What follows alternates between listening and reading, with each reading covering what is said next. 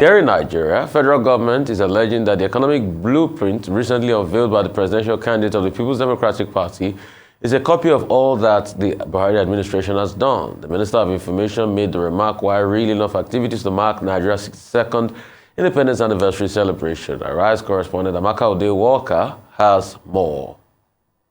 With campaigns for the 2023 polls set to kick off in a week's time, political parties and their candidates have been making public their plans for the country if elected. The presidential candidate of the People's Democratic Party had last week reeled out his economic agenda at the Lagos Chamber of Commerce and Industry, where he highlighted the key role the private sector will play if he emerges as president. He accused the Buhari-led administration of dressing in borrowed robes due to its excess borrowing. Now, the federal government says the blueprint is a poor version of the present government's economic strides. Let me say straight away that the so-called blueprint is a crude attempt at copying all that the administration of President Muhammad Buhari has done, especially in the areas of job creation, infrastructure, financing, relationship with the private sector, the definition of the power sector, poverty reduction, debt management, and the overall management of the economy. But it is more shocking that an opposition that has condemned all that this administration has done will turn around to weave its so-called economic blueprint around the same things that are currently being done by the same administration. The minister also announced activities lined up to mark the 62nd independence anniversary of the country coming up in October. Let me now read out the activities for the anniversary. There will be a church service on Sunday, September 25th, 2022 at the National Christian Center, Central Business District, Abuja at 3 p.m. To be followed by a public lecture focusing on national unity on Thursday, September 29th, 2022 at the State House Conference Hall at 10 a.m. On Friday, September 30th, there will be a special Jumat prayers at the National Mosque, Central Business District here in Abuja. On Saturday, October 1st, there will be a presidential broadcast at 7 a.m. Later on the same day, there will be a military parade at the Eagle Square, Central Business District, Abuja, starting from 10 a.m. Beginning from September 28th, when the campaign officially opens for the 2023 general election, the People's Democratic Party candidate will have ample opportunity to explain how his blueprint differs from that of the ruling All Progressives Congress. Amaka Ode-Walker, Arise News. Right? I mean, it's politics, Dr. Bati. A lot to say as regards this. Well, let's start from the serious to the to the other one. First, they plan to celebrate Nigeria's 62nd, independence anniversary. Okay, the Minister of Information there has rolled out the usual thing: church service at the mosque for prayers, then Independence Day celebration, and lecture on national unity. Well, it's a useful theme at a time when the country is heavily challenged on many fronts, and even the politics, being played in the country now is shaping out more in terms of concerns about unity, either at the party level or at the community level. What we can say is that there are many Nigerians who will say at 62, there isn't much to celebrate, in terms of achievements since independence. After all, not too long ago, in another contest, Nigerians were still blaming the British for the many issues that we're dealing with in this country. And the subtle reminder in that regard is that, look, yes, it's been 62 years since the colonialists, gave us flag independence. But what have we also done in terms of leadership, both at the federal level, at the state levels, and also at the community level? So the usual thing we say is that, look, both at the federal level and the state level, the 62nd independence anniversary of Nigeria should not be another opportunity for certain persons to award contracts, not another opportunity to indulge. It should not be another opportunity to just waste money. It should be an opportunity for sober reflection, particularly as this is, the independence anniversary that is coming before a general election in 2023. And also, perhaps, as it is, the last independence anniversary, that this administration, the Buhari administration, will preside over before it hands over to another government. That should not be an excuse for celebration.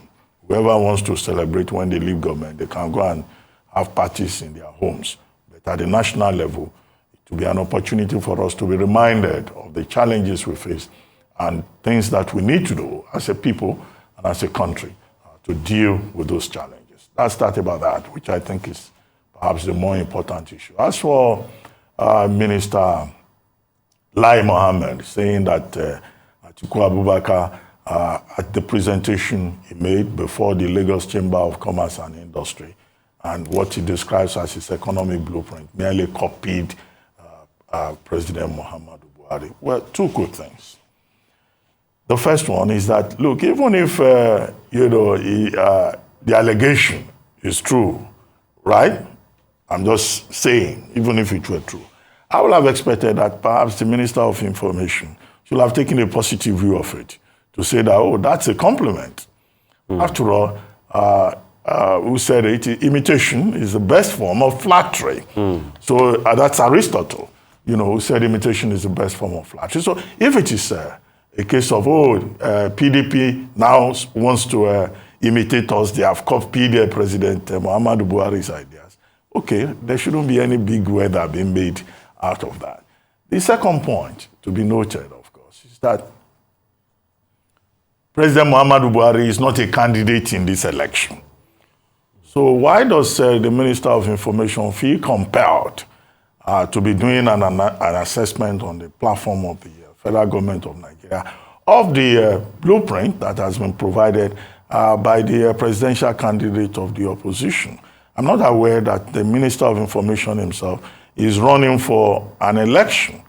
The President of Nigeria has just told us in New York that he will present transparent, credible elections. What that means is that he will provide also a level playing field and make sure that the institutions of state that are involved in the process receive the full support of the federal government to ensure that there is that level playing field and that there is no attempt to give an advantage to the other. So now use a platform of the federal government, a minister that is, to now say, oh, the PDP presidential candidate is imitating us. May deviate from the kind of neutrality that would ordinarily expect from a government that wants to deliver credible elections. Now, we are at the third point, which is as follows. And that third point is that there are no big ideas about what to do about Nigeria. All the issues are in our faces. So what are these issues that they are fighting over? That is, he's imitating us, job creation. Shouldn't we create jobs? Can anybody at any time want to be president of Nigeria or a governor in Nigeria and the person will not talk about job creation? In a country where unemployment is over 33% and where the actual figure is in fact over 50%, how is it an offense for a presidential candidate to talk about job creation? Infrastructure, perennial problem. You don't need my kind of eyeglasses to see that we still have... very good, by the way. I must tell you, Dr. Martin. They look very good. Thank you. You know, you don't need eyeglasses to see that we have infrastructural problems in this country. And it's one of the sore points that people bring up about the issues in Nigeria. Okay, Alhaji Atiku Abubakar talked about, selling off the refineries. Okay, the refineries have remained a problem. Everybody acknowledges that. Debt management, he talked about debt management. How is that difficult for anybody to see that that's an obvious thing that anybody should worry about if you want to lead Nigeria going forward? After all, the president himself was talking about debt in New York. The Debt Management Office just released the figures in relation to Nigeria's total debt stock, where you have public debt alone, constituting about 26% of GDP, and everybody saying that our debt profile is unsustainable. Okay, overall management of the economy. Yes, the economy is an issue. So it's not about what anybody says or the issues that a particular candidate identifies. The major challenge will be what whoever becomes president does with those same issues. Even in 2027, these same issues will form the core of the blueprint of anybody who wants to lead Nigeria out of the woods or into the future. So I wasn't surprised when the PDP immediately kicked and started calling Alhaji Lai Mohammed names and started saying that, in fact, the APC had no blueprint. That what the APC has done since 2015 is what they call a catch-up economic policy and all of that. Well, that's political talk. We don't need to dwell on that. And they said, the PDP said, that look, the 2023 election will be a referendum on the APC. Now, all of this is unnecessary distraction. I think that the platform of the federal government should not be used to take sides, either in terms of the content of the blueprints of the political parties or the candidates. Let the aspirants, let the candidates, do that. If it was a spokesperson for the Tinubu Shetima campaign that was making this statement, well, that would be fine. They can engage themselves, they can interrogate themselves. But Minister Lai Mohammed is a minister of the federal government of Nigeria. And when he gives this kind of account, he talks about independence anniversary, he talks about the presidency and what the president has done. He should stay on that lane. He shouldn't jump into the arena. But the problem we have is that many government officials, they are at this moment confused whether they are still working for the generality of Nigerian people or they are now party spokespersons. I mean, Dr. Bassett, thanks for your great point. Nigeria at 62. When this country gained independence 62 years ago, 1st of October 1960, there was so much prospect for this country. In fact, when Nigeria became a republic in 63, prominent international magazine Time featured the Prime Minister of the country, Tafawa Balewa, as a Man of the Year. We had a lot of prospects. In fact, the first visit of Tafawa Balewa to America, the Nigerian Prime Minister was respected. But if you check our Nigerian leaders today, when they go to that same America, they are not treated as Tafawa Balewa was treated. The 70s came where we had a lot of money. We squandered our fortunes. And then it's been a case of potential that never met reality. 62 years after, we are still telling the tale that Nigeria has potential, but it's not met reality because of corruption and because of some group of people that their own personal interest is more than the interest of the suffering Nigerian out there. I think this 62 years anniversary should be a day of remembrance for us.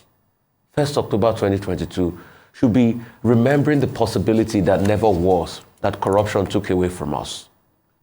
Should be remembering the people that live in the den of bandits, terrorists due to insecurity. Should be about remembering the people that their only offense was to go to a church in Ondo and they were massacred to death. Should be about remembering the people that their only offense was that they got in an AK-9 train to enjoy the dividend of democracy from Abuja to Kaduna. But what happened? Some of them were killed and some of them are still in bandits' den. It should be a remembrance for the likes of Leah Sharibu. Our 62th anniversary should be a remembrance for those that have been killed in the east, in the north, due to insecurity and banditry, and some parts of the southwest. Our 62th anniversary should be a day of remembrance, because if we don't remember, how can we move forward as a nation? How can we come together and be stronger? Every Independence Day should be that day of remembrance of the promise of Nigeria that is yet not achieved, but can still be achieved if we all come together and work hard. Secondly, on the comments, I ask questions. Why is the minister doing this? He said the APC had an economic blueprint. Is the economic blueprint to give Nigerians over 50% unemployment rates? I thought they said the dollar to the naira was going to be 1-to-1. I thought the campaign slogan in 2015 was that 218 naira to the dollar was not good enough, but today is about 709 or 710. I thought it was economic growth, but probably maybe the economic blueprint the minister is talking about is the fact that we've prevailed over 2 recessions. I thought that it was to bolster, Nigerians and give them a sense of pride. But today, Nigerians are running helter-skelter due to insecurity. So I ask, what was even there in the economic blueprint to have copied in the first place? I ask, did that economic blueprint that the minister claimed that some people copied, did it really better the lot of Nigerians? I thought they were supposed to create 3 million jobs year on year. How many jobs have they created? It is massive unemployment numbers now. That some of their surrogates even come and say that the NBS, Nigeria Bureau of Statistics, is lying about the economic numbers.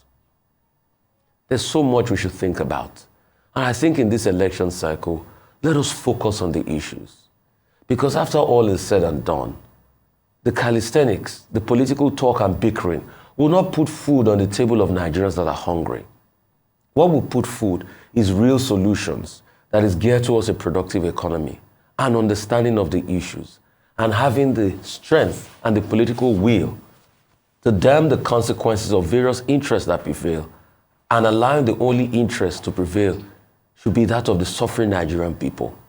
I think that is what is priority. And all this talk about they stole my idea, they stole your idea. Ideas are a dime a dozen. Action matters. Politicians, get to action and fix Nigeria. Thank you. Rivers State Governor Yusuf Wike is vowed to remain in People's Democratic Party despite being at the center of the crisis rocking the main opposition party. There's a concern among Wike's team and some other governors over the refusal of the party chairman, Iyorchia Ayu, to resign. At a stakeholders meeting with the PDP world leaders in Port Harcourt, Wike again questioned why Ayu was still on the job. He says he will remain in the PDP to fight for unity, inclusivity, and peace at the party. We must tell Nigerians the truth. When we tell Nigerians the truth, it is for Nigerians to take a decision or whatever they want to do. Because in this part of our country, lies can become the truth. When you allow people to continue to lie, and you have refused to state your own part of the story, those lies will turn to be the true story. It is not about Wike. It's not about Wike. We have finished presidential primaries. It's over. There's nothing anybody can do about it. We have finished about the presidential candidate. It is over. There's nothing anybody can do about it. But something is important for the unity of this country, for the inclusivity of everybody. When you're not there, when decisions are being made, there's nothing you can do about it. And so from there, you must have to say, look, there's imbalance. Let's do it the way we have always done it. I'm ahead of them, very much ahead of them. There's no plot, they plot that I don't know in advance. Before they plot, I've got ahead. One thing I've always told people, if anybody is thinking, doing anything to think that will lead PDP,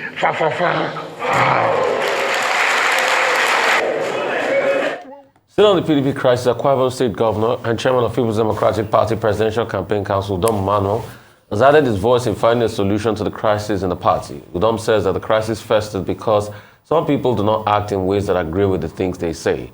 Emmanuel stated this during an interactive session on national television said the time has come for members to talk the talk and walk the walk. The governor believed that the disagreements in the main opposition party were not insoluble, but insisted that aggrieved members could not be ignored if the party wants to win next year's presidential election. 7 years. Look at, I don't need to tell you, there's absolutely nothing. Meanwhile, PDP governors said that they are working hard to find a lasting solution to the crisis in the party. Chairman of the PDP Governors Forum and Sokoto State Governor Aminu Tambuwal says they have met with the board of trustees and will come up with a solution to the intra-party conflict. The board of trustees is the conscience of the party, and whenever there are issues of this nature, the board of trustees steps in as part of their function in the party, constitutionally speaking. And we've engaged with them, and I believe that what they are likely to come up with is going to be a solution to the problem we have. So, we have virtually met with most of the governors, I don't want to mention names. We started from my state. From there we drove to Enugu to meet with the Enugu state governor. From there we took a flight to Oyo State to meet Makinde. We even met with we also met with our great friend Professor Jerry Ghana. So we are really digging around, to find a lasting solution to this. All right, Dr. Bati. Okay, we keep discussing PDP crisis, but well, what is clear is that while there are some persons within the party who are saying that Senator Yochia, you should remain calm and not worry one way or the other about the Wike group saying that you must go, and that will include in this regard the likes of Dr. D. Olafeso. That will include also former governor of Jigawa State, former governor Sule Lamido, and a few other persons within the party, including Timothy Osadolo, who is a member of the National Working Committee of the party. So you have such voices within the party saying, look, we don't care if Wike and his group, if they want to do anything, let them just go ahead and do it. And of course, after the emergency meeting of the National Working Committee yesterday, the spokesperson of the party made it clear that nothing is going to change. The party is just going to move ahead with the inauguration of the Presidential Campaign Council on Wednesday next week.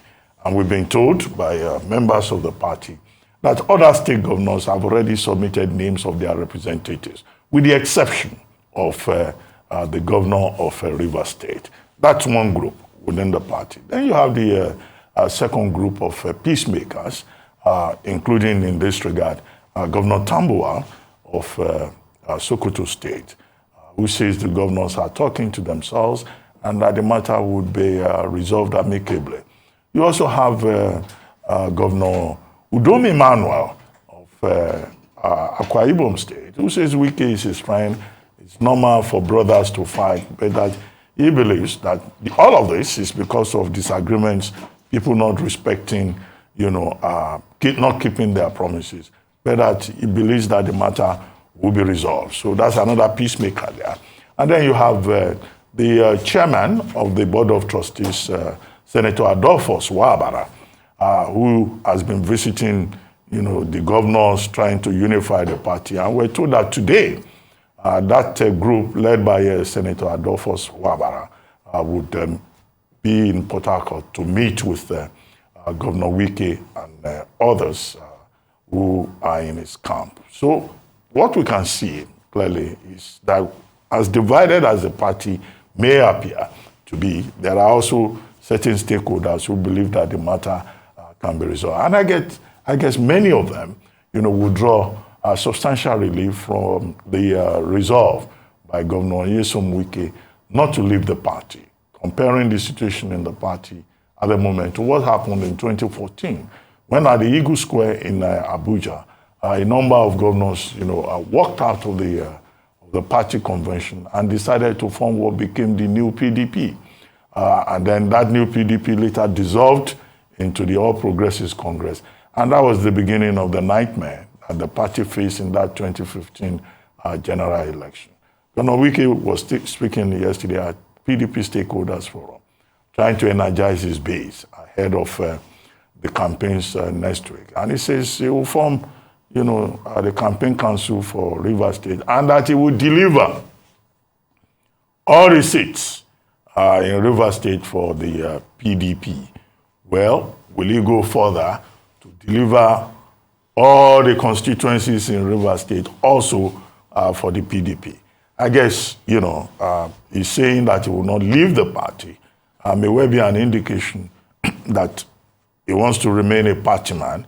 He wants to stand by the party. But there are certain subtle disagreements that still came through.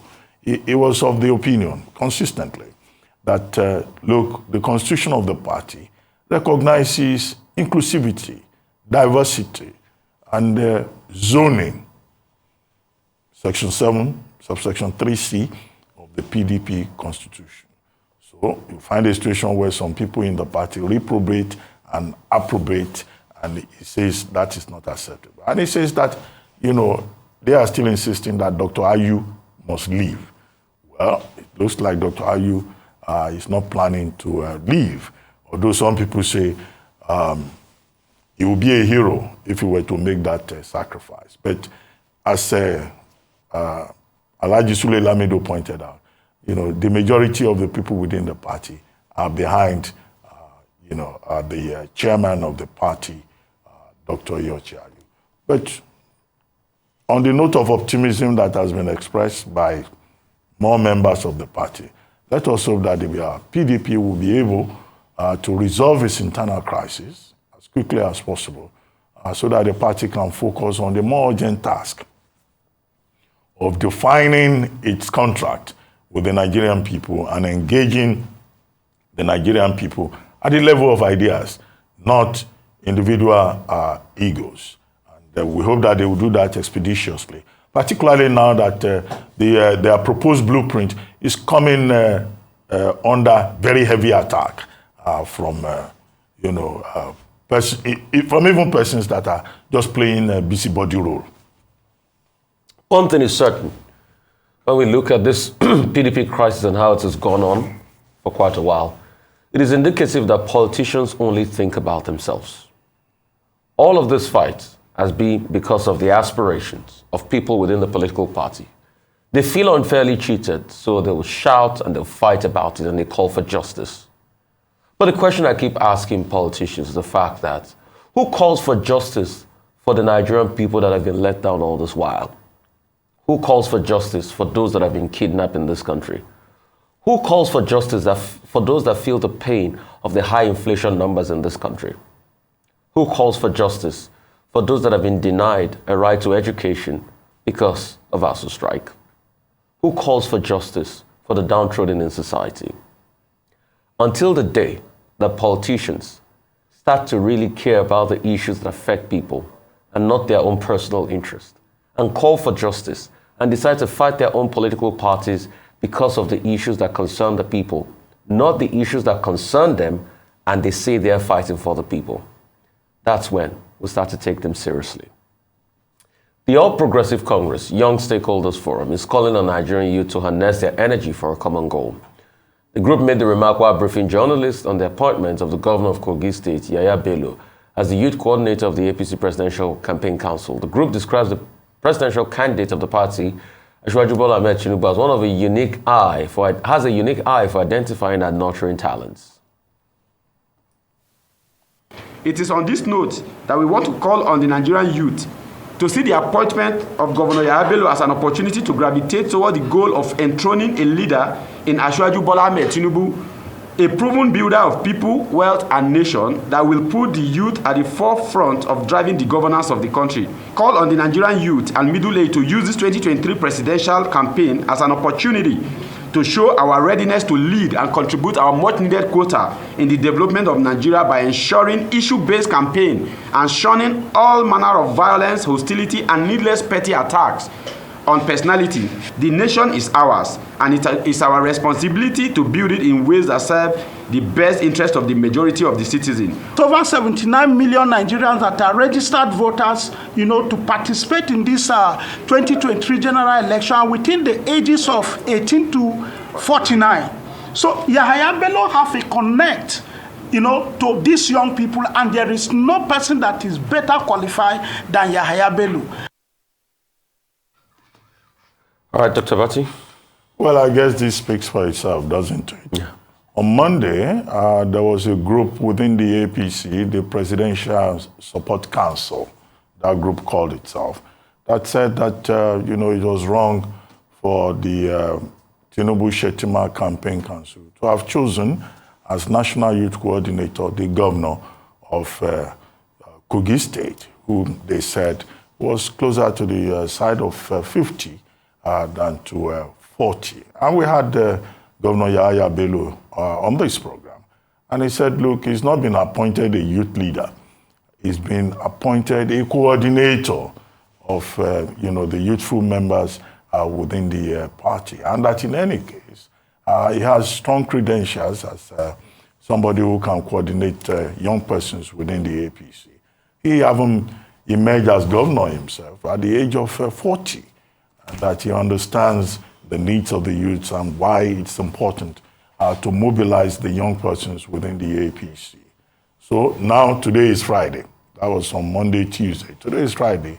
Another group that calls itself the APC Youth, Forum, and now comes forward. You have Audu speaking later. You had the other fellow also speaking, and both of them saying that, look, they support the appointment of Governor Yahaya Bello as the coordinator of young persons within the APC. So within the party, you now have two different reactions, even among the young people. You have one group saying, we don't want this. You have another group saying, well, we are also APC youths, and we are passing a vote of confidence on Governor Yahaya Bello. Precisely, that's the way it is. Whether you are dealing with the senior members of any political party, or you are dealing with the younger ones, you are likely to find, these kind of differences in opinion. But what is important is for every political party, whether it's APC, PDP, or any other one, to ensure internal cohesion. Because after all, divided political parties may not win elections. In an electoral situation, all hands have to be on deck, whether the young or the old, focusing on that major objective. But of course, the residual point is that they have to sell their candidates to us, the ordinary people of Nigeria. And it's for the ordinary people of Nigeria to decide, beyond whatever drama you may find in the political parties and among the demographics that make up these political parties. It's season film drama time again, and that's what politics brings. So this is just part of it. Like you said, Dr. Bati, one group last week. And for me, the thing about political groups is the fact that, the fact that it just shocks me how it's still about different interests that prevail within a political party. So they set up a group and they talk today, the other one sets up another group, a counter group. So we can have all these groupings. But all of this political talk doesn't solve the problem on ground. There are problems on ground. And really, this campaign season should be about the issues on ground. And because nobody, I repeat, is immune from the issues on ground. And if you think you are, with all the big wealth you have, remember COVID. Remember how people that were worth hundreds of billions in this country died because we had not invested in ventilators enough in the hospital space. So even with your money, you could still die because we had not bolstered our healthcare sector. Remember how people that thought the alternative was traveling abroad to get healthcare, but everything was shut down all over the world, so you couldn't travel. But do we really learn? That's the big question.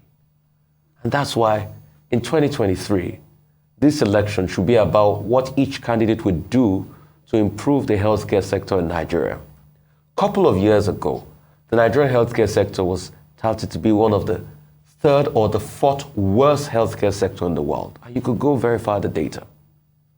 How can we turn the Nigerian healthcare sector around? Those should form part of the issues we should discuss in this 2023 elections. Now, 43 people are still in captivity a week after terrorists attacked a community in Katsina State. The abductors are demanding 250 million naira ransom. Rise correspondent Awal Ibrahim visited the community for the second time after the attack. Well, it's 7 days since bandits attacked this community, Bakiawa, in Batagarawa local government area in the Katsina Central Senatorial District. 4 people were said to have been killed, and 43 members of this community are still in captivity. The bandits are demanding more than 250 million naira before they release these people. According to the locals, they had information of this attack right from 7 p.m. on that day, and they informed the relevant authorities. The bandits took more than 3 hours operating. Although they said the security operatives were here, but the firepower of the bandits made the police to withdraw. Bakiawa community is just about 13 kilometers away from Katsina, the capital of Katsina State. Majority of the people here are peasant farmers and artisans. Last Thursday's attack wasn't just the first on this community, but none was as devastating as this. The bandits killed, kidnapped, and vandalized and took away items from many houses and shops.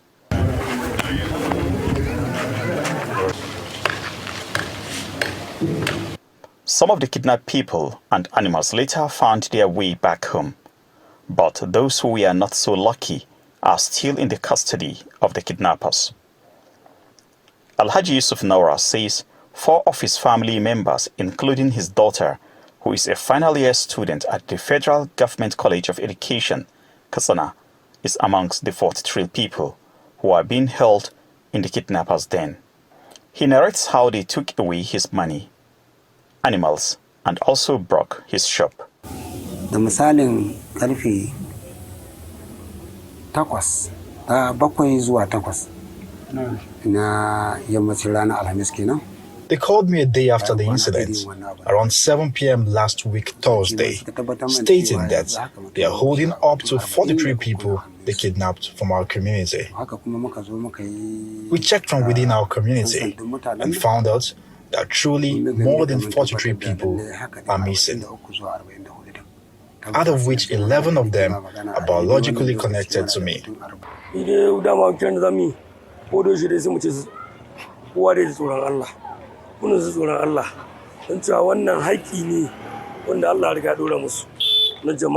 My appeal is for everyone to be God-fearing. Our leaders should know this is a responsibility saddled on them by the Almighty Allah, which they are expected to deliver. Not just backing Yawa community alone, but everywhere should be duly protected. The bandits took about 2.5 hours operating inside our community. The people here are full of uncertainty because they don't know if another group of bandits will strike again, while they don't know where and how to source for the 250 million naira ransom demanded, as the bandits have taken away almost all valuables in the community during the last Thursday's attack. Awal Ibrahim, Arise News. Dr. Bati, another one. Well, this is another straightforward story. Why the federal government of Nigeria continues to insist that the government has achieved a lot in restoring security in parts of the country, and government spokespersons count this as a major achievement of the government.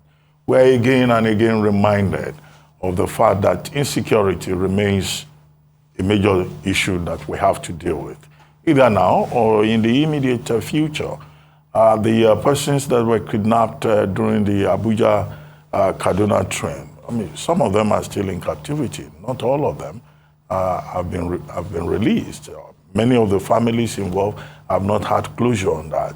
Now, this story is about the attack on Bakiawa community in Batagarawa local government in Katsina State. There were persons who were also injured. Over 40 persons are still with the kidnappers. They're asking for 250 million ransom. Now, apart from this incident in Katsina, about the same time in Kaduna State, there was also a reported attack on a Cherubim and Seraphim church. And again, at that particular church, over 40 persons were said to have been kidnapped. And those persons have also not been released. They are asking for 250 million in Katsina. In the Kaduna case, the bandits are asking for 200 million naira. And the church, the Christian Association of Nigeria, speaking through Reverend Hayab, has had to put out a statement to say, look, even when you think that the problem is disappearing, you are painfully reminded, of the sad story of kidnapping, of the ecosystem of crime, banditry, terrorism in Nigeria, with grave consequences for public safety and also for individuals and families that are victims. Again, a big issue that those who want to lead Nigeria going forward must address. Whether they are imitating one another or they are quoting one another, that's not our business.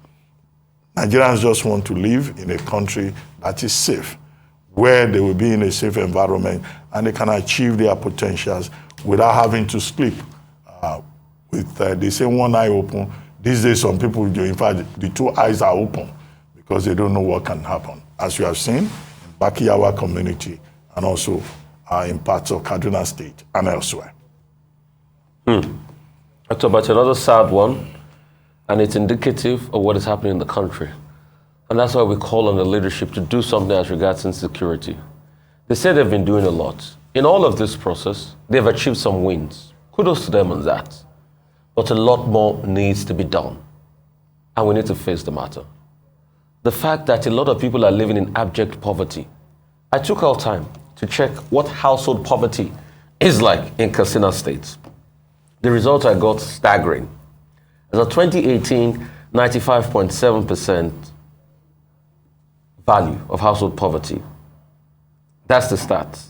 Percentage poorer households, value under 50, 80.3%. Percentage poorer households, value under 35, 58.8%. Katsina and most parts of the north have a poverty problem. Is it people that household poverty rages very high in the range of over 90% that you expect to bring 250 million naira to release their loved ones that have been kidnapped? Obviously, you know they cannot get the money. And what happens to them? Some of them get killed. Even when they provide the ransom, some people still get killed. And that's the story of Nigeria today. Can it change? Yes. If we didn't believe it can change, we wouldn't be here talking every morning about things that ought to be done. And that's why we call on government. And we call on everybody, stakeholders, to do as much as possible to end insecurity. Just imagine if Katsina was safe and other parts of the north. Just imagine the rich amount of agricultural input and economic input that can come out of that area. Just imagine the jobless, unemployed young people that could have gone into various economic ventures and make some money for themselves. Just imagine if we can flip the dial and reduce household poverty from the high 90s to about 10 or 20% in Katsina. These things are not just imagination. They are possibilities and they can happen. And they can only happen in an environment where the leadership talks to the issues and when leadership holds supreme. And that's why in 2023, the elections will be incumbent on the issues and it will be incumbent on how you can change the livelihoods of people. Leadership can make things happen. Elections do matter and it can tip the balance. Once you have a right leadership, things can change. We've seen countries that the leadership change the dynamics. Quick one that comes to mind is the story of Brazil. After a certain leader called Inácio Lula da Silva was voted in, a lot of poor people came out of poverty. And that can be the lot in Katsina. Katsina can have an economy that is vibrant, where people come out of poverty, and is safe, where people don't have to think of 250 million people to pay bandits. It is possible. Our country can be great. but it starts with leadership. And that's why elections matter. That's all on News Headlines. We'll take a short break now. When we return, we'll have Michael Wilson and Ruth Zadiri to give us updates on global and African business activities. Stay with us.